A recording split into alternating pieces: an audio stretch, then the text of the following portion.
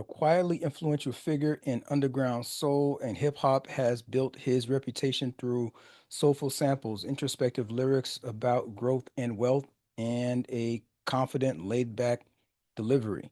No more for refined artistry than mainstream visibility. He's the kind of artist discerning listeners discover rather than stumble upon. And that's kind of how I came across Moruf. It was really the album cover that really drew me in. He is laying. It's so weird. He's like laying his head sideways on, I guess, what might be a table, but the contrast between the darkness and richness of his skin um, on this bright um, fabric, and the background is gold, and he's got these gold rings around his head. A very placid look on his face. It was kind of jarring, and it kind of grabbed my attention. So yeah, I judged it by I judged the book by its cover, and I was well rewarded by it. Melodic Hotep Luxury represents his first major independent release, and he's got growing momentum, and so it's um, the kind of thing that you love to see, but it's unfortunate that um, it doesn't have, so there's not a lot on here that is mainstream, that gets mainstream play. Not that it needs to be that way to get any kind of like to justify it, but I think I would love to see it be more prolific. You know, what I mean, I love to see it more people like, oh, bro, listen to this. This you're missing hip hop. You The hip hop is not in the top 40. We're not like. No, listen to this. This is some good stuff. This is what you're missing. And so hopefully I can do some work here. If you like and subscribe and you share it and I get these numbers up, I mean, we could get more people, put more people up on game. His recent social media presence shows that he's a man going through a transformation, and and this album acts sort of like a meditation. He's talking about financial freedom, his travels to Ghana and Jamaica where he gets to reflect, and it's all directly contributes to his presentation here on Melodic Hotep Luxury. It really positions the album as a statement and the centerpiece of his evolving vision for peace and for prosperity. Melodic delivers impeccable production, by the way. It has two core elements that make it such a you know cohesive, profound project that he puts together here. First of all, it's expertly produced with chopped jazz and vocal solos and samples, um, creating timeless aesthetic, but it's marrying it with some futurism as well, creating, just making it feel like it's timeless. It's moving the genre forward for sure. Hopefully other artists are this is the type of stuff that I hope other artists are listening to get them to be like, oh, you know what, here's some ideas that I can incorporate, not to necessarily copy or I mean, to buy his style or whatnot, but like there's some elements here that can, I really think he can help some folks elevate their game if they realize that they can allow some a little bit more creativity, especially when it comes to hip hop. And it's still pretty much authentic hip hop. It's not the new age, what they call that, alternative hip hop, the pop rap kind of stuff, which in and of itself still might be fine and has its own lane, but like keeping it rap, keeping it conscious, um, y- you know, the whole tip part about it to the side. It doesn't lean into a lot too much of that in the lyrics, but I know that can be a problematic word for a lot of people. So, grain of salt given. Um, One of the dope tracks that would could be a great barrier for entry is Peachy Cruiser. This one's featuring SZA.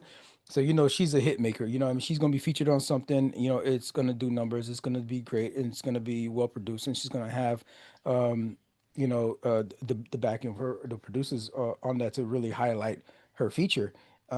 It's probably the most prominent song. It feels nostalgic. It feels dreamy. It's smooth. They're talking about, it's conversation between lovers or ex-lovers of some sort, and talking about, hey, remember when we met, and we used to, roll up in the back of your mom's PT Cruiser, or sometimes we might be chilling in your mom's PT Cruiser just by ourselves, you know what I mean, making out and stuff like that. Just remembering those old moments. The lyrics talk about these childhood memories, and it feels good. It feels authentic. It feels innocent yet um relatable, right? That we all, you've been there, right? When you were just too young to be even making out and all that kind of stuff. It kind of feels a little bit dangerous in your mom's car, but like, you did what you had to do, right? And maybe you might have went a little bit a little bit extra at the time, but you made it out all right. Everybody Raps, another dope track. So this one comes up. Actually, this is back to back. So Everybody Rap features Mez and Mick Jenkins, and of course, Mick Jenkins is, um, he's gonna add the Bonafides, the rap Bonafides, whatever whenever he shows up. So I love to see certain features on projects because it shows it's kind of like who's fucking with this guy, you know what I mean? Who think he's dope enough to like lend their voice to what he's got going on, or she, whoever the artist may be. And so I always love to see who was featured on the thing. So Mick Jenkins is like definitely adds the gravitas and depth to that, being on that track.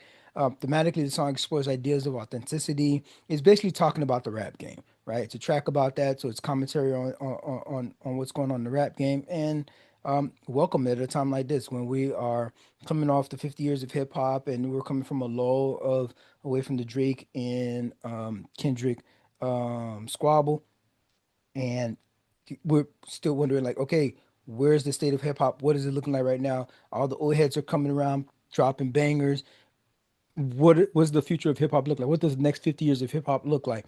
So this is a commentary on that, and I love people that are fanning the flame of, no, we need to keep this alive as an art form, and and really eschewing the commercialization, the hyper commercialization that some artists jump into. A lot of rappers these days, they don't see rap as an art; they see it as a job, and I stand on that. and and they see it like, oh, this is something I can do. I know how to stay on beat. I can write some rhymes. I got a decent delivery. My background may be such, so whatever. I'm gonna do it. But I'm just trying to I'm just trying to make a band.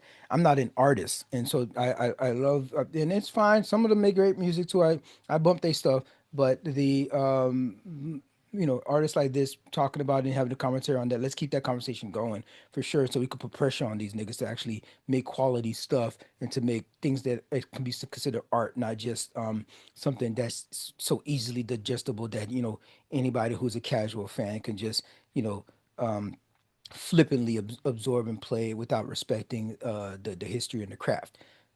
Off that high horse for a second. Black Boy Left is the closing track on this thing. And this is a standout. This is exactly what I'm talking about. How like doing something a little bit different, but keeping it within the genre. Jasmine Mans is the only voice that you hear on this track. It's a closing track. It's a minute and 48 seconds, and it's all spoken word. It deals with identity, race, loss, social commentary about the precarious nature of being a black boy in America. Again, the title of the track is "Black Boy Left." As the closing track, it carries the thematic weight. It's a reflective. It is a sobering conclusion. Um, it's not sad necessarily. It's a warning about how precarious it is to be a black boy growing up in America, but it's still hopeful. It's still giving flowers, right? And it's a great way to for him to go, especially for, like I said, with the match with the album cover, to be unambiguously like, we just saw a freaking, what was his name? Oh, Young Thug. Young Thug dropped a project where he's he put he's whiteface, opposite of blackface, I guess, where he put whiteface on. And he's like, "Oh, you want to go big, go white." Like even his explanation was just the dumbest. And man, I was looking forward to hearing some new stuff from Young Thug, especially reflecting off of, especially after the backlash of all the stuff that was happening on social media while he was in prison and going through his trial and stuff.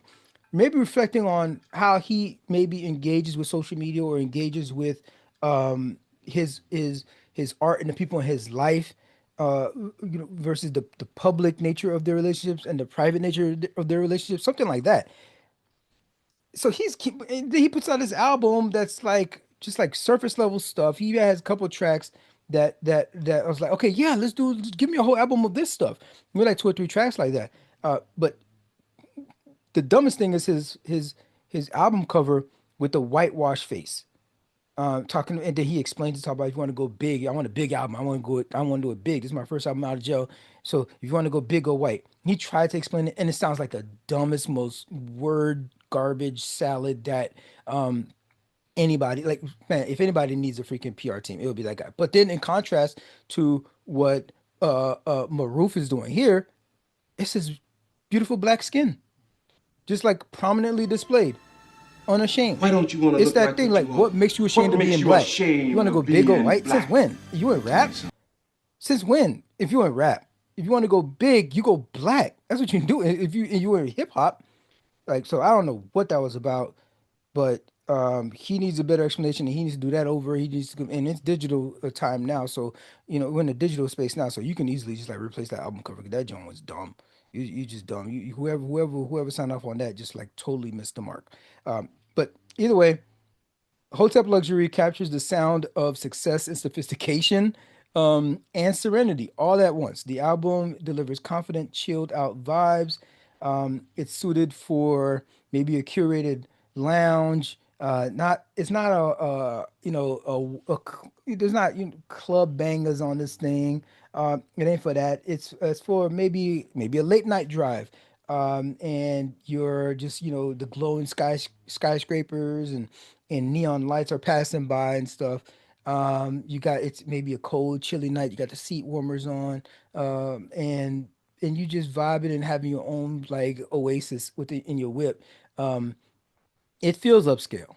It feels like what Rick Ross thematically calls Maybach music, right? Dope for that. The ambiance matters as much as the conversation that he's having on this. Maroof has crafted more than a collection of songs. He's delivering a complete mood and aesthetic in a world and a time that is relentlessly loud and fast paced. Give yourself a 32-minute break, right? It's only a 32-minute album. We have how many tracks on this thing? 1, 2, 3, 7, 8, 11, 12, 13, 14. It's only 14 tracks. Another thing that I love is that it's not overdone. Actually, it's only 12 tracks. I think I was reading something. Only 12 tracks. It's not overdone. uh, give yourself that little break, and it's an essential addition to your rotation.